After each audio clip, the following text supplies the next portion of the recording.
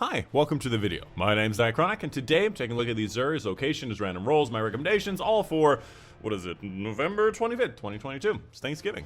Or yesterday was Thanksgiving. Also wanted to apologize, the Xur video from last week got really messed up. I forgot it on private for a few hours, then I realized it was only half of the actual video because of a weird render loop, and I just decided to not release it because it was the next day by that point. But the Xur today can be found in the tower. Just make your way into the top left section of the hangar, and this is where you can find the Xur. And this is a high overview of everything he has available. Honestly, these first two options give me some memories. This is what it looked like back in the day. Just WARDCLIFF, Celestial, and ignore those other ones.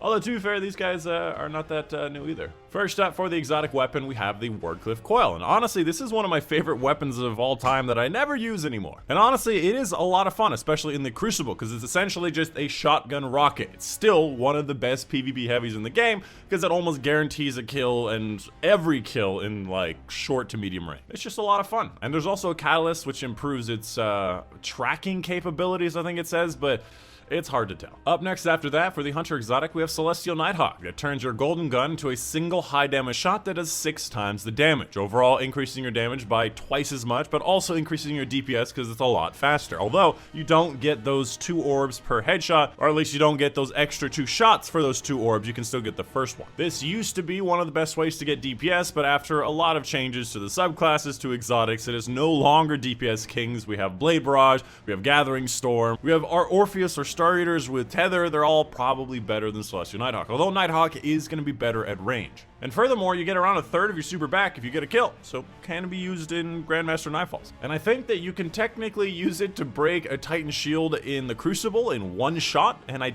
think maybe Keyhole. As far as the role goes, I guess you'd like a lot of intellect, and for hunters, you'd like mobility, resilience, and recovery, and it almost has that. Decent distribution, and 62 is a bit average. Following that, the Titan exotic known as One-Eyed Mask, one of the more ugly exotics in the game, however, also one of the most popular. Oh, look, it's a little Cyclops. One of the most popular exotics for PvP. And even though it's not as broken, crazy, overpowered as it used to be, it is pretty much the go-to for PvP exotics for Titans in Crucible. Getting that overshield and having that little bit of silhouette is really useful. As far as the role goes, I guess you'd like more of a PvP set of stats, which would be recovery and then maybe a lot of resilience, and it doesn't seem to have a great distribution. Overall, not bad distribution, but may work with your build. After that, for the Warlock exotic, we have the Apotheosis Veil. Very cool sounding name, although you very, very rarely actually need this exotic. Getting all of your stuff back after a super, which your super is supposed to be getting a bunch of kills or something, it's not something that's super useful. And getting everybody their class ability is also not something that's significantly useful. I just don't know when I would want to use this. The stats, I guess, are up to you. I guess you'd like a lot of intellect, discipline, and strength, but again, it's kind of up to you. Following that, let's take a look at the different legendary weapons. 180 hand cannon with subsistence and disruption break, not my favorite, and a magazine of 12 is also quite low, although 100 recoil direction is nice. The rest of it could have a lot more range.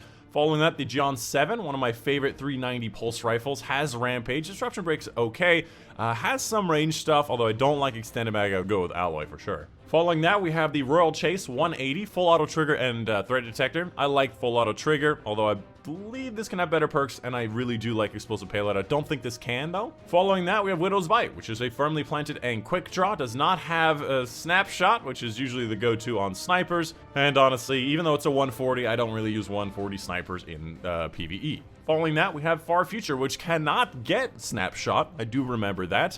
And the rest of it is kind of mad. Following that, we have Honor's Edge, Relentless, and Surrounded. Probably one of the better things you can get on this, although there is no Jagged Edge, which I do prefer. And honestly, there are better options here, like Vorpal or, I don't know, Whirlwind. And of course, we have XENOCLAST, which is going to be a field prep and trench bro. Looks like a good PvE combo, though I'd like to see Assault Mag here. And handling is always good to have in PvE for shotguns. This is a pretty good roll on a shotgun. If you don't have a good shotgun, I would recommend this one. Following that, let's take a look at the different armors available. And again, these often have shaders you can dismantle for. This one does not. For the arm, 63 with strength, intellect, mobility, recovery is okay. 64 with high mobility, not usually preferred, but decent total, although not a lot of resilience, which is something I really do need these days. High discipline, 60 having resilience, mobility, recovery, decent distribution. And finally, the boots, which is going to be low recovery, and the rest is kind of even or across. not really my favorite. None of these really spark my interest, but they're all pretty much over 60. Yeah, they're all over 60. So if you have terrible set armor, these are decent. Moving on to the other section for the Hawkmoon, we have Quick Draw. And as you guys probably know, my always recommendation is get rangefinder plus one of these having recoil direction, which obviously extended barrel is a recoil direction, but it does lower the handling, which is very high on this particular weapon. So you could afford to use it, but you can have better options. Following that, the DMT, which I usually recommend moving target and Vorpal with one of these controlling recoil direction, which would bring it up to 99. Has moving target, does not have recoil direction, but it has some decent range stuff on it. And finally, every exotic engram you ever receive from the season pass or on the ground from the Xur is going to be an exotic you've never received before and or a high stat roll, which is what I go for, is high stat rolls. But this is actually decent. If I ever had any reason to use this exotic. Oh yeah, let me go ahead and whip out Striker. Ugh. What is it called? It's not Striker. It's Fist of Havoc. Yeah, oh. More like Fist of Have Never. Wow, okay, 8 a.m., huh? 9 a.m.? Yeah, 9 a.m. This does it to me, huh? And of course, a big thank you to my patrons on Patreon. Specifically, a big thank you to Mom and Dad, Cape Shaw, Robert Schreier, Monday, Steve Buckner, Juno Panther, Casey Reckon, for the Marcus Clubber, and further support on Patreon. I almost did it. That's it. Hope you guys did enjoy. My name is Dychronic, and I'll see you guys on the next one.